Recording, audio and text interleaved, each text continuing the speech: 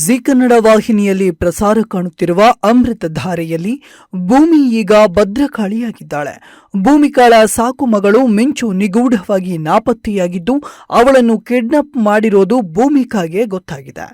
ಮಗಳು ಕಾಣೆಯಾದ ಸುದ್ದಿ ತಿಳಿಯುತ್ತಿದ್ದಂತೆ ಆತಂಕಕ್ಕೆ ಒಳಗಾಗಿರುವ ಭೂಮಿಕಾ ಹಳೆ ರೌಡಿಗಳ ಸಹಾಯದೊಂದಿಗೆ ಸಹಾಯ ಪಡೆಯುತ್ತಾಳೆ.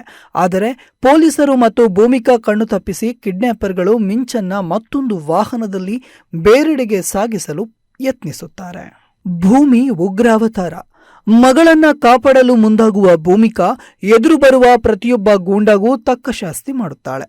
ಅಷ್ಟೇ ಅಲ್ಲ, ಫೈಟ್ ಕೂಡ ಮಾಡುತ್ತಾಳೆ. ಭೂಮಿಕಾ ತನ್ನ ಮಗಳು ಮಿಂಚುವನ್ನ ಕಿಡ್ನಾಪರ್ಗಳಿಂದ ಸುರಕ್ಷಿತವಾಗಿ ಹೇಗೆ ಬಿಡಿಸಿಕೊಂಡು ಬರ್ತಾಳೆ ಎಂಬುದು ಮುಂದಿನ ಸಂಚಿಕೆಗಳಲ್ಲಿ ಗೊತ್ತಾಗಲಿದೆ.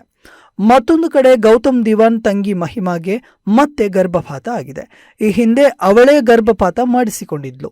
ಈಗ ಅವಳು ಬಯಸಿದ್ರೂ ಕೂಡ ತಾಯಿ ಆಗೋಕೆ ಆಗ್ತಿಲ್ಲ ಅನ್ನೋ ವಿಚಾರದಿಂದ ಮಹಿಮಾ ಕುಗ್ಗಿ ಹೋಗಿದ್ದಾಳೆ. ಜಯದೇವ್ ಬಳಿ ಮಿಂಚು ಇದ್ದಾಳೆ. ಮಹಿಮಾ ಜೊತೆ ಇರಲು ಇಷ್ಟಪಡದ ಮಿಂಚು ಮನೆಯನ್ನೇ ಬಿಟ್ಟು ಹೋಗಿದ್ಲು. ಮಿಂಚು ದತ್ತು ಕೊಡುತ್ತಿರುವ ಸಂದರ್ಭದಲ್ಲಿ ದಿವಾನ್ ಮನೆಗೆ ಇಬ್ಬರ ಆಗಮನವಾಗಿತ್ತು. ಈ ಇಬ್ಬರು ಮಿಂಚು ನಮ್ಮ ಮಗಳು ಅಂತ ಹೇಳಿದ್ರು. ನಾನು ಮಗು ಕೇಳಿಕೊಂಡು ಬರ್ತೇವೆ ಅಂತ ಮಗುವನ್ನ ಅಡಗಿಸಿ ಇಟ್ಟಿದ್ದಾರೆ ಎಂದು ಪೊಲೀಸರ ಬಳಿ ಹೇಳಿದ್ದಾರೆ. ಇಷ್ಟು ವರ್ಷ ಯಾರೂ ಮಗಳನ್ನ ಹುಡುಕಿಕೊಂಡು ಬಂದಿಲ್ಲ, ನಮ್ಮ ಜೊತೆ ಬೆಳೆದಳು ಅಂತ ಗೌತಮ್ ಹೇಳಿದ್ದಾನೆ.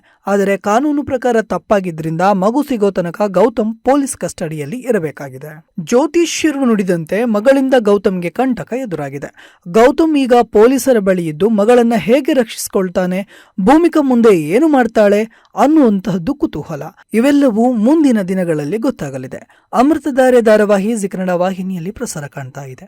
ಛಾಯಾ ಸಿಂಗ್ ಭೂಮಿಕಾ ಎನ್ನುವ ಪಾತ್ರದಲ್ಲಿ ಕಾಣಿಸಿಕೊಂಡಿದ್ದಾರೆ. ಈ ಧಾರಾವಾಹಿ ಜಿ ಕನ್ನಡ ವಾಹಿನಿಯಲ್ಲಿ ಸೋಮವಾರದಿಂದ ಶುಕ್ರವಾರ ಸಂಜೆ 7 ಗಂಟೆಗೆ ಪ್ರಸಾರ ಕಾಣ್ತಾ ಇದೆ. ಇಂಟ್ರೆಸ್ಟಿಂಗ್ ಮತ್ತು ಇನ್ಫಾರ್ಮೇಟಿವ್ ವಿಡಿಯೋಗಳನ್ನ ಮಿಸ್ ಮಾಡ್ಕೋಬೇಡಿ. ಈಗಲೇ ಸಬ್ಸ್ಕ್ರೈಬ್ ಮಾಡಿ.